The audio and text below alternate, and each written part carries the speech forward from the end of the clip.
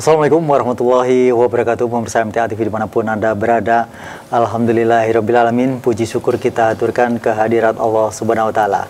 Hari ini kita bersua dengan suasana yang gegap gempita karena kita ada di acara Gempita Nusa Teruna.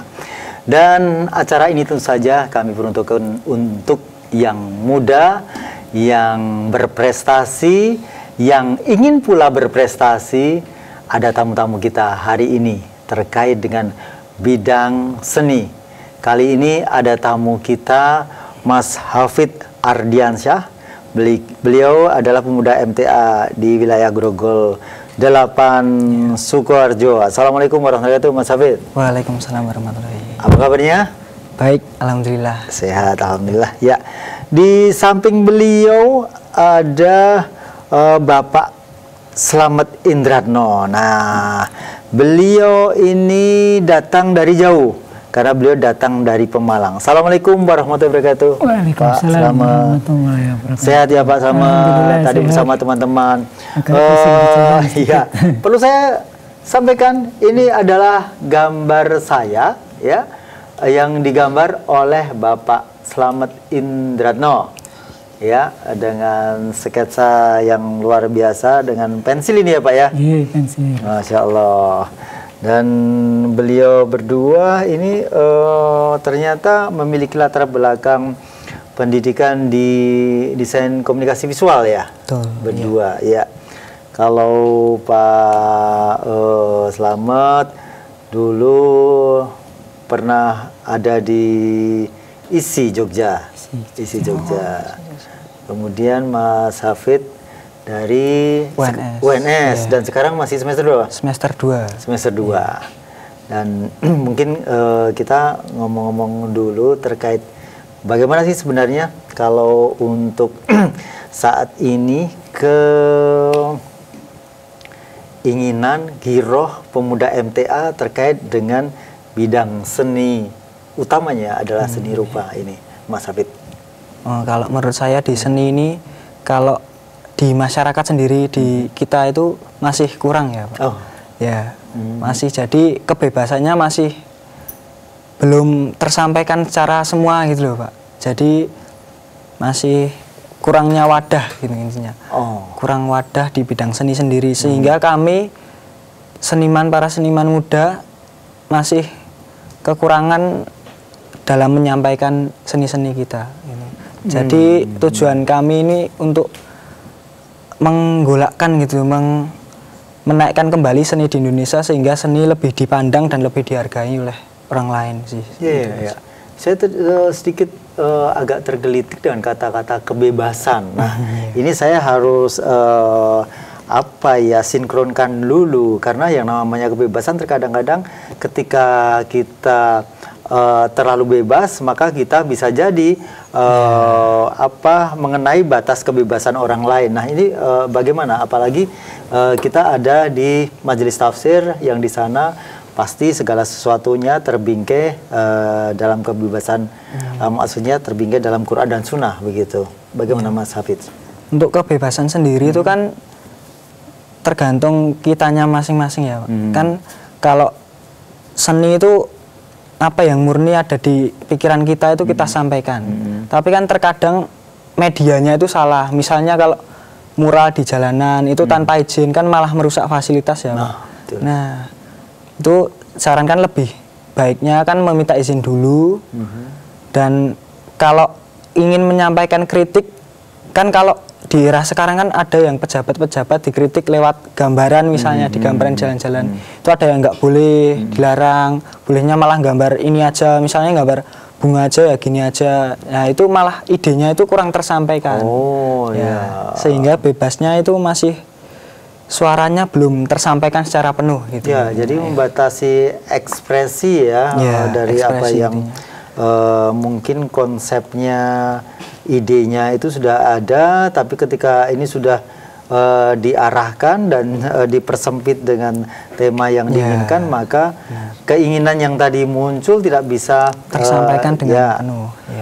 Nah, kalau Pak Slamet sendiri bagaimana terkait dengan hal ini? Untuk saya punya pandangan begini. Jadi orang kreatif, terutama di wilayah seni, seni rupa misalkan, itu adalah orang yang masih bisa hidup ketika dihadapkan pada keterbatasan. Jadi keterbatasan itu bukan sebuah hal yang sangat dihindari, justru itu melahirkan kreativitas. Kita lihat saja iklan-iklan rokok. Saya tidak melihat rokok, tapi iklannya masih bisa hidup, masih bisa ada, eksis ketika banyak aturan-aturan yang harus diberlakukan pada iklan rokok itu, entah jam tayangnya yang malam-malam atau keharusan tidak melarang untuk mempertontonkan rokoknya, produknya, atau orang yang sedang merokok. Demikian, maka keterbatasan itu adalah bisa melahirkan kreativitas sang seniman itu sendiri. Adapun untuk Pemalang sendiri, saya melihat itu sebenarnya ada potensi. Hanya saja bagaimana kita mengolah dalam satu wadah itu masih belum ada. Ini kalau saya sendiri kan masih bidang koordinator bidang kesenian, perwakilan Pemalang, MTA perwakilan Pemalang. Saya justru di sini ingin mengenalkan, ingin menggugah para pemuda-pemuda MTA supaya bisa lebih punya karya, bisa menunjukkan karya di mana kita masih di jalan yang lurus, punya koridor yang jelas, koridor syariah, bahwa ini ladang dakwah kita. Adapun medianya, kita pilih kesenian, bisa saja. Tidak lantas keseniannya mandek gara-gara kita berkecimpung di bidang yang religi. Demikian. Ya, jadi ini konsep yang mungkin dari keduanya memandang dari sisi yang berbeda, tapi bisa jadi yang Mas Hafidz ini melihat dari saat ini karena beliau masih juga semester berapa? Dua ya, masih baru. Relatif masih baru. Dan menekuni bidang seni ini sejak kapan, Mas? Kalau saya menekuni bidang seni itu sejak SMA sih. SMA awal-awal itu sudah mulai rajin menggambar gitu-gitu. Ya, mulai beli-beli alat-alat gitu misalnya buat persiapan. Saya sedikit bisa menangkap ya, awal-awal mulai berlatih di kesenian seni rupa ini ditekuni sejak SMA. Dan memang sebuah karya seni ini bukan ditentukan dari bagaimana seniman itu nyelenehnya begitu ya, tapi dari karyanya.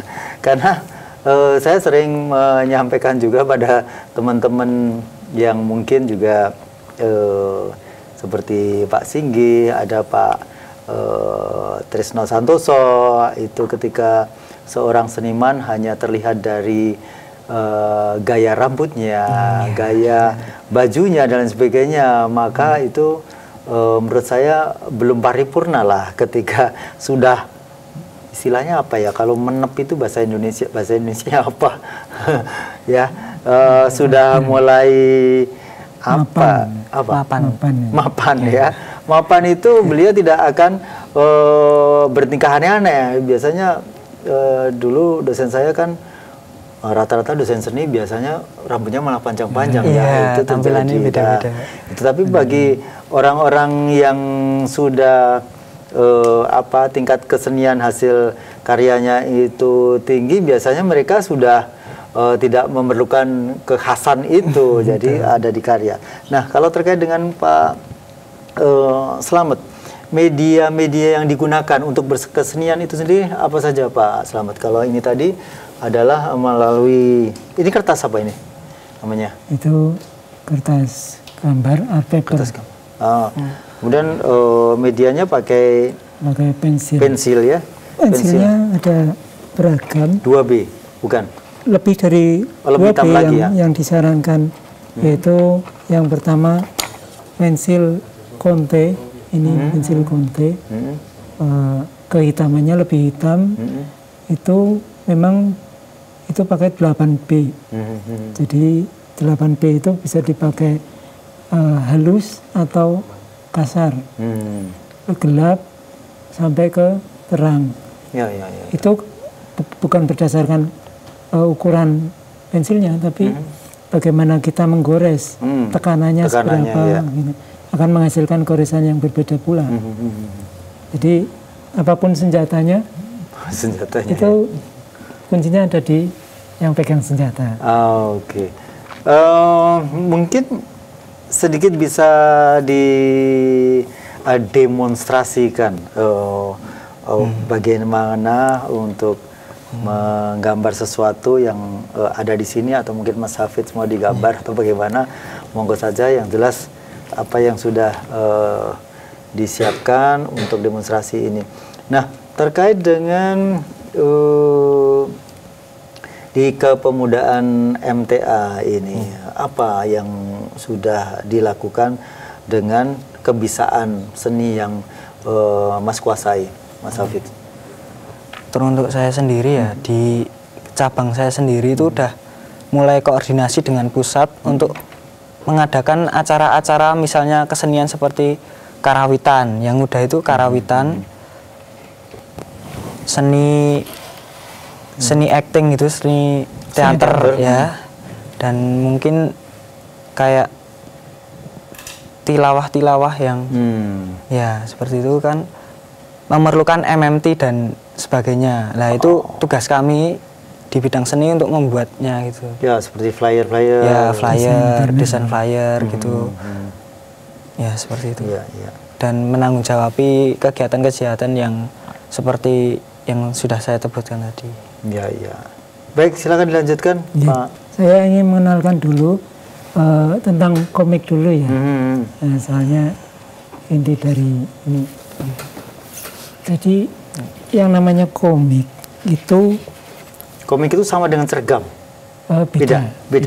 Sergam itu lebih panjang, alurnya punya alur yang lebih panjang dan tidak mudah dicerna, dan masih berkaitan dengan sebuah cerita yang satu tamat. Satu tamat, tapi kita biasa melihat sergam itu dalam satu buku. Formatnya buku. Kalau komik? Kalau komik itu lebih simpel. Ada komik yang satu buku juga, bahkan bersambung, seri ke seri, tapi kan untuk yang kita bikin dalam hal dakwah itu sendiri, alangkah lebih tepatnya kalau kita pilih komik yang strip, maksudnya komik yang satu kali baca selesai, kita bisa mencerna lebih mudah, tidak terlalu banyak hal yang serius, cukup satu saja pesan, cukup bisa mengantarkan ide kepada pembaca, dan tentu saja kita bisa membumbui dengan hal yang lain, asal tidak bertolak belakang dengan misi tersebut, pesan tersebut, yang notabene pesan itu harus bernuansa dakwah. Paling tidak satu ayat atau satu hadis bisa kita sampaikan dengan komik. Saya ambil contoh saja beberapa komik ya. Kalau ini misalkan ini lebih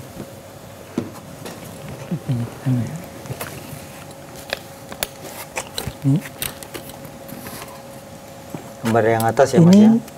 Ya ini yang warna ini itu komik sangat sederhana, kita bisa lihat seolah-olah ini komik untuk anak-anak, padahal tidak. Karena apa? Karena apa yang dihadirkan di sini adalah dialog-dialog yang universal itu. Apa ini? Butuh pemikiran. Butuh pemikiran.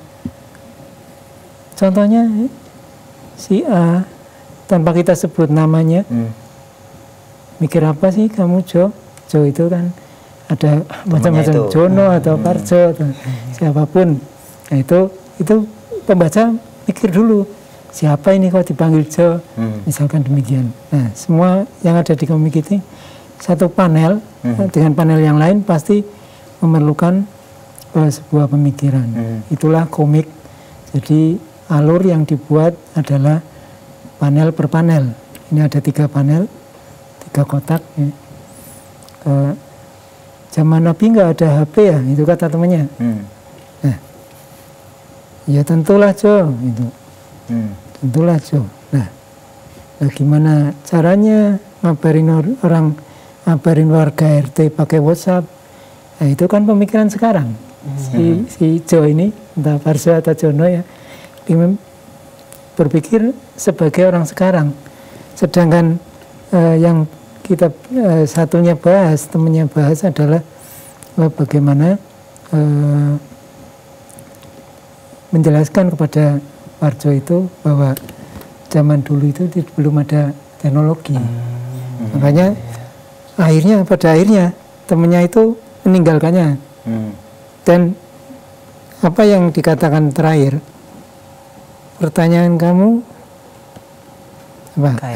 Kayak Bani Israel. Nah itulah maka yang melihat komik ini harus berpikir keras dan pasti penasaran, apa sih kok Bani Israel kok bisa, ketika dia menjelaskan kayaknya bernada males banget ngurusin sama si Jo ini. Karena tidak nyambung. Ya, jadi ini kalau sudah seperti komik ini jadi 2 idenya ya. Satu mengungkapkan dengan ekspresi gambar, kemudian kedua ide untuk konten yang dibicarakan dalam komik itu ya Pak ya? Ya, itu jelas bahwa komikus, pembuat karya komik itu kadang merasa bahwa ide itu sangat mahal. Kenapa mahal? Karena dia harus berkarya, menggambar, sekaligus berpikir, apa yang saya gambar ini, apa yang akan saya katakan. Untuk yang seniman yang sudah mapan, seperti Pardi bilang mapan itu, bahwa alangkah lebih baiknya, alangkah lebih bagusnya sang komikus itu, perupa itu tidak memikirkan ide cerita. Nah, jadi orang lain, ada tim sendiri, ada orang lain sendiri, maka ini loh ada alur begini untuk komik, silakan dieksekusi, divisualisasikan dalam bentuk komik.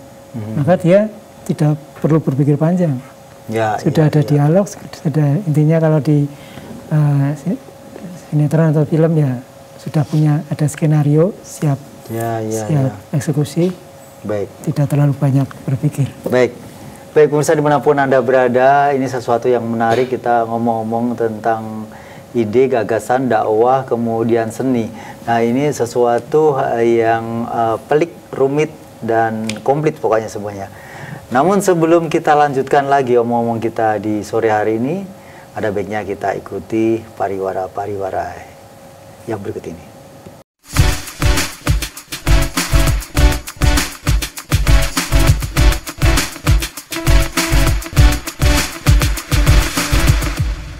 Baik, kita masih ada di acara Gembita Nusa Teruna dan masih bersama narasumber kita Mas Hafidz dan juga Pak Slamet Indratno. Beliau keduanya adalah seni rupa, maksud seni rupawan kita. Desain komunikasi visual, desainer sebenarnya. Desainer. Soalnya beda, rupawan itu maksudnya ya semuanya rupawan kalau sih. Di seni itu istilahnya bukan rupawan tapi perupa. Perupa, perupa ya. Soalnya saya kira kalau perupa itu seni lukis, kemudian kalau perupa orang-orang yang mau pematung itu perupa itu gitu termasuk ya. rupa. Perupa. Karena Ya. itu kan masuk ke jurusan seni rupa. Ya, Semua ya, yang bisa dilihat oleh mata itulah seni rupa. Baik. Ya, Pak Slamet dipersilakan untuk demonstrasikan. Ya. Mohon izin sambil menyampaikan sedikit. Ini menggunakan alat apa? Saya Kuas apa itu? pakai kuas apa menjadi yang penting ujungnya itu tajam, runcing ya, runcing. dan lemes. Kalau untuk yang di toko biasa itu kadang-kadang ujungnya seperti ini. Seperti kuas ya? Seperti ini. Ini kurang bagus ini. Kurang runcing gitu ya. Bukan kurang runcing tapi mekar. Oh, iya. Posisi penyimpanan juga penting karena kadang ada yang menyimpan miring. Kalau tidak dipakai, menyimpannya tidak lurus ke atas, jangan. Tapi ke bawah. Ke bawah? Bawah. Karena runcingnya itu akan terpengaruh. Apa tidak runcing. Ini menatap dengan alas? Bukan, tidak nempel begini, tidak. Tidak nempel begini. Tapi apa ya, ngambang. Ngambang. Ditali pakai karet pun bisa. Ya. Itu ketika tidak dipakai. Ya. Kemudian menggunakan apa ini? Ini saya pakai tinta bak. Tinta bak ya? Tinta bak itu atau tinta bisa. Cina ya? Tinta Cina. Tinta Cina ya. Saya tidak menyebutkan namanya, mereknya. Oh iya. Ada yang besar, ada yang kecil. Ya. Tapi ini jenis tinta Cina itu karakternya goresannya tidak gradasi seperti ini. Ya.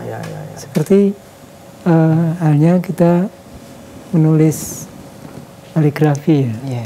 Ya. Tidak bergradasi. Ada kelebihannya, ada kelemahannya. Ketika kita membuat sebuah komik, misalkan yang seperti ini, komik yang seperti ini, kita pakai tinta yang tidak bergradasi. Kalau bergradasi itu agak keabu-abuan, mengarah ke hitam atau ke terang. Ya. Ini untuk komik yang hitam putih. Ya. Tapi kalau untuk yang warna, kita bisa pilih dua cara. Pakai pewarnaan coloring dengan digital bisa, pakai komputer. Kita kalau mungkin Mas Hafid biasa pakai Clip Studio Paint, mungkin pernah pakai. Itu Photoshop pun bisa untuk mewarnai. Untuk ini sketsanya sampai penintaan bisa kita pakai tinta Cina ini. Sebenarnya di sini saya akan mendemonstrasikan sedikit bagaimana sebenarnya membuat sebuah gambar manusia, tapi kepalanya ya, tapi kita belum tahu yang sederhana itu gimana sih. Misalkan Mas Hafid, kita baru sekali ini ketemu, tapi bagaimana kita membuat gambar asal tidak realis ya. Kalau realis mungkin makan banyak waktu. Makanya coba saya gambar dulu. Insya Allah sebenarnya menggambar itu mudah. Bagi teman-teman, menggambar itu mudah. Hanya perlu latihan saja. Ini ya, kalau habis kita lihat apa yang khas dari Mas Hafid. Kalau saya lihat itu rambutnya. Rambutnya ya, komposisinya unik gitu.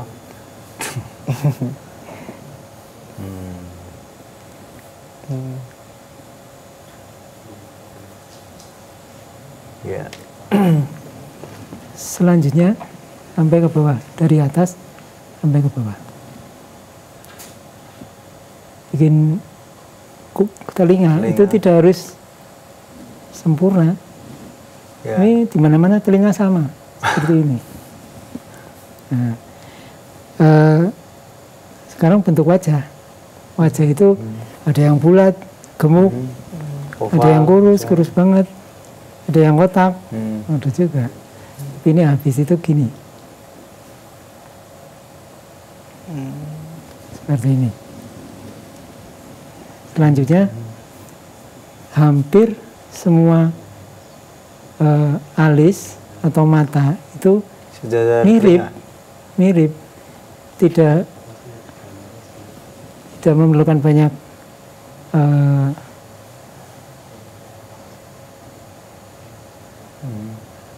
yang identik, karena mata itu di mana-mana ya dua, alisnya ya gini, hanya tebal tipisnya yang berbeda.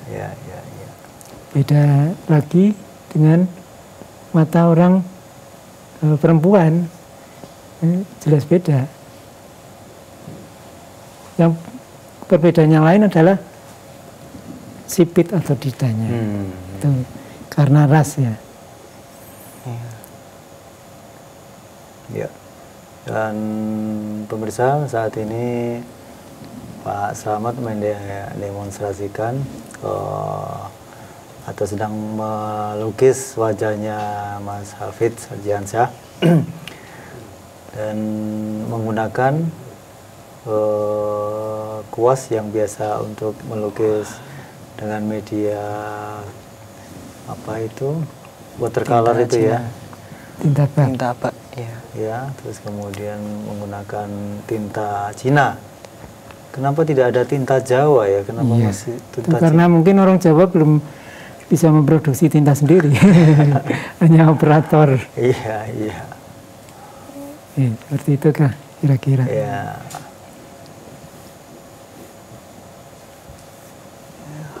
Baik. Mungkin Mas Hafidz sudah bisa mengidentifikasi apakah gambaran ini adalah sedikit mirip dengan Mas Hafidz. Bagaimana Mas Hafidz? Ya mirip lah Pak. Dari rambutnya udah nyeneng kita loh. Kan ini stylenya kartun ya, jadi mungkin dibuat simple gitu. Nah, kalau realis memang butuh waktu banyak untuk mengamati. Ini realis ini ya? Realis ya.